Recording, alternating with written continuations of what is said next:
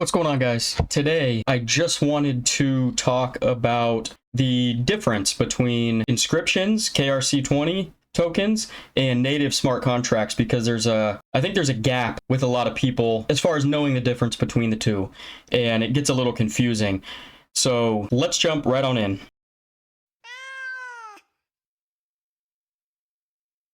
All right, so I've pulled up this is a Chinese interview session that's been laid out in text here after the fact. And so this is a Q&A from there, and this was done on the 5th of May, I believe. But there's some key things in here that I want to talk about. If you look here, I see someone in the group asked about the relationship between smart contracts and inscriptions. I can explain more about the specific differences. Firstly, smart contracts are quite heavy because a smart contract's transaction isn't a regular transfer. It requires an external virtual machine on top of KASPA's main nodes to parse the OP code, which is a substantial and complex engineering task.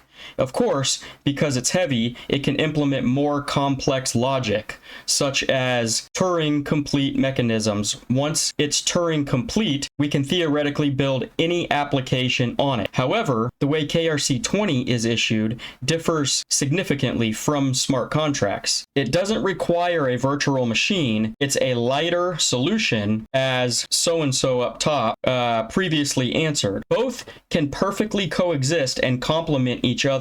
Like Bitcoin, which has some basic scripting language, such as mechanism implemented by P2SH, essentially turns the transfer address into a script address, which can perform simple processing logic on the chain, like multisig. KASPA's scripting design avoids many of the problems present with Bitcoin. Bitcoin's transaction development also went through several phases.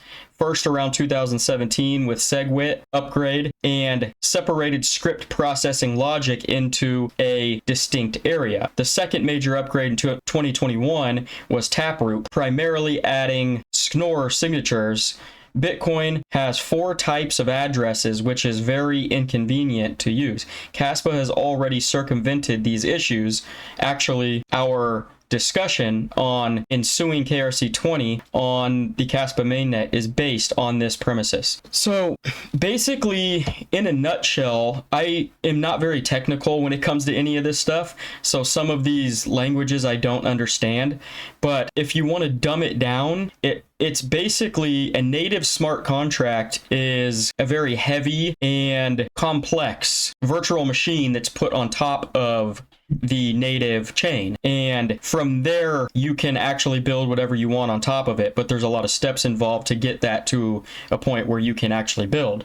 Whereas a script, which is basically what KRC-20 is, it's just a lot more simple, and there's not a lot of code behind it apparently, and you can make transactions and transfers very easily with a lot less complex solutions. I think maybe the simple way to put it is KRC-20 and scripts is simple transactions where you can't do as much, and native smart contracts are going to be more complex where you can do a lot more as far as what you can build on top of KASPA. Maybe KRC-20 and scripts is the Temu version of native smart contracts on KASPA.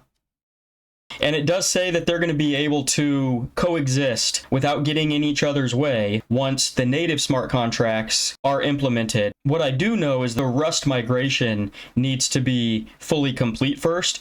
And what I want to show you up here a little ways further is what they have said right here. We've also talked about how Rust is essentially a complete overhaul of KASPA's infrastructure, which is a huge undertaking. If you look at Rust's source code, you'll see there's a lot of work involved. Once the foundation with Rust is solidified, subsequent upgrades like the 10 BPS and DK, which is Dag Knight, should proceed quite rapidly. So I thought that that was interesting that they stated that, because if we come over here and look at the Rust migration, we are 95% in Rust nodes already at this point. So we should be finishing that off, I would imagine, pretty quickly.